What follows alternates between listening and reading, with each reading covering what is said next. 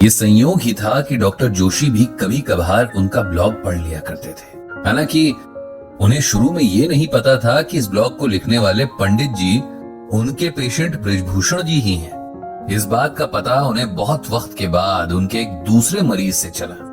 एक बार जब पंडित जी अपने तिमाही चेकअप के लिए गए तब डॉक्टर साहब ने उनसे इस बात का जिक्र किया कि वे भी कभी कभी समय मिलने पर उनका ब्लॉग पढ़ लिया करते हैं और उन्हें पढ़कर बहुत आनंद आता है। पंडित जी ने उन्हें धन्यवाद दिया और अपना चेकअप कराने लगे। डॉक्टर ने कुछ टेस्ट वगैरह लिख दिए और 2 दिन में फिर आने को कहा। 2 दिन बाद जब पंडित जी रिपोर्ट लेकर गए तब उन्हें पता चला कि डॉक्टर साहब के पिताजी की तबीयत अचानक खराब हो जाने से वो आज क्लिनिक नहीं आए हैं। पंडित जी ने भगवान श्री कृष्ण से डॉक्टर साहब के पिता को स्वास्थ्य लाभ देने की प्रार्थना की और घर चले गए। फिर अगले 2 दिनों के बाद जब वो दोबारा क्लिनिक पहुंचे तो इस बार डॉक्टर साहब मिल गए। उन्होंने रिपोर्ट्स देखकर पंडित जी को खान पान में कुछ परहेज बताए और कुछ दवा भी लिख कर दी। पंडित जी ने डॉक्टर साहब से उनके पिता की सेहत का हाल पूछा तो डॉक्टर साहब ने बताया कि उनके पिताजी का ब्लड प्रेशर अचानक से बढ़ गया था, जिसकी वजह से उन्हें चक्कर आया और वे गिर गए। उनकी कमर में काफी चोट आई है और अब वे कुछ समय तक बिस्तर पर ही रहेंगे। पंडित जी ने उनके बेहतर स्वास्थ्य की शुभकामनाएं दी और उठने लगे कि तभी डॉक्टर साहब ने उन्हें आवाज देकर रोक दिया। पंडित जी, क्या आप मेरी एक मदद कर सकते हैं? डॉक्टर साहब ने बड़े विनम्र स्वर में पूछा। बिल्कुल डॉक्टर साहब, अरे आप बताइए तो सही, मेरे लायक क्या सेवा है? कहकर पंडित जी फिर बैठ गए। जैसा कि आप जानते हैं कि मेरे पिताजी का स्वास्थ्य ठीक नहीं रहता है, लेकिन उसके पीछे का कारण आप नहीं जानते। कुछ साल पहले तक वे बिल्कुल स्वस्थ थे। रिटायरमेंट के बाद भी खुद को काफी व्यस्त रखते थे। अपने सभी काम, साथ ही घर के भी काफी काम खुद से कर लिया करते थे। सब ठीक ही चल रहा था, लेकिन एक हादसे ने उन्हें एकदम बदल कर रख दिया।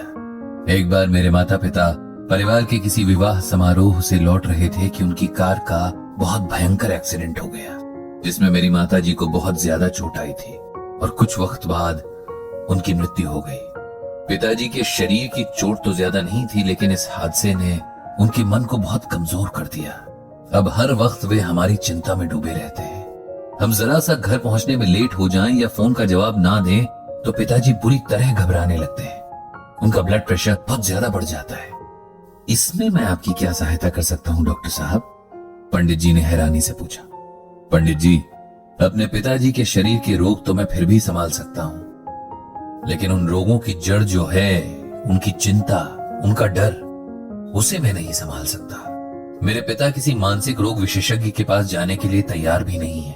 अब अगर आपके पास थोड़ा सा समय हो तो आप उन्हें मिल लें, उन्हें थोड़ा समझाएं, गीता का ज्ञान दें ताकि वे चिंता करना छोड़ ना सकें, तो कम से कम खुद पर इतना नियंत्रण तो कर पाएं कि इस वजह से उनकी तबीयत ना खराब हो। डॉक्टर साहब के अनुरोध में इतनी विनम्रता और अपने पिता के प्रति इतनी फिक्र थी कि पंडित जी उनका अनुरोध टाल नहीं सके और रविवार के दिन उनके घर आने का तय कर लिया।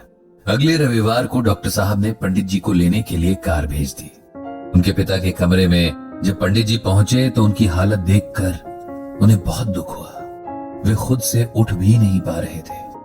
बातों की शुरुआत थोड़ी धीमी थी, लेकिन जिस तरह बच्चे अजनबियों के साथ धीरे धीरे खुलते हैं और फिर बोलना बंद ही नहीं करते, ठीक यही हाल डॉक्टर साहब के पिताजी का भी था।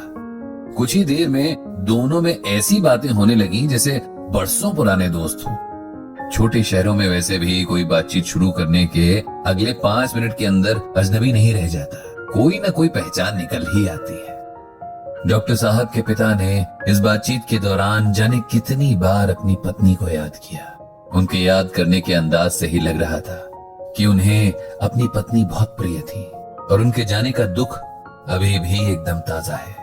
जिस तरह वो अचानक चली गईं, इस बात ने उन्हें इस हद तक विचलित कर दिया था कि अब हर वक्त अपनों को खोने का एक अजीब सा डर उनके दिलो दिमाग पर हावी हो गया था। उनकी समस्या समय के साथ और गंभीर होती जा रही थी। पंडित जी समझ चुके थे कि इस समय उन्हें किसी के साथ की जरूरत थी, कोई ऐसा जो उन्हें समझे, उनसे बात करे और फिर उन्हें समझाए। इसके लिए पहले उनके मन में विश्वास जगाना पड़ेगा, उनके मन की पीड़ा सुननी पड़ेगी, तब जाकर वे किसी की बात सुनेंगे, वरना उन्हें लगेगा कि उन्हें उपदेश दिया जा रहा है।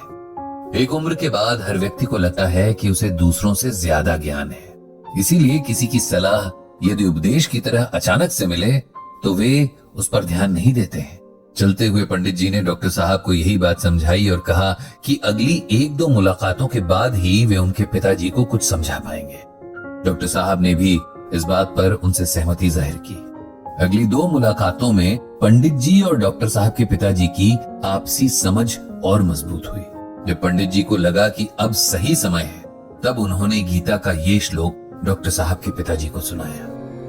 चिंतया जायते दुखम नान्यथे हेति निश्चयी तया हीनः सुखी शांतः सर्वत्र गलित स्पृहा। भगवान श्री कृष्ण अर्जुन से कहते हैं कि हे अर्जुन, चिंता से ही दुख उत्पन्न होते हैं, किसी अन्य कारण से नहीं। ऐसा निश्चित रूप से जानने वाला चिंता से रहित होकर सुखी, शांत और सभी इच्छाओं से मुक्त हो जाता है। जोशी जी, आपकी पत्नी के साथ जो हुआ वो बेहद दुखद था, लेकिन यह होना नियति में उनके जन्म से ही जुड़ा हुआ था। न कोई इसे रोक सकता था, न बदल सकता था। इसी तरह हम सबके भाग्य में जो लिखा है उसे घटित होकर ही रहना है। हम उसे एक पल के लिए भी आगे पीछे नहीं कर सकते। इसीलिए इस सच को स्वीकार करने में ही भलाई है। चिंता करने से सिर्फ और सिर्फ मन और शरीर को कष्ट पहुंचता है, इसके अलावा कुछ नहीं बदलता। इसीलिए आप चिंता करना छोड़ दें। जीवन में एक हादसा हुआ, इसका अर्थ ये नहीं कि वो दोबारा दोहराया जाएगा।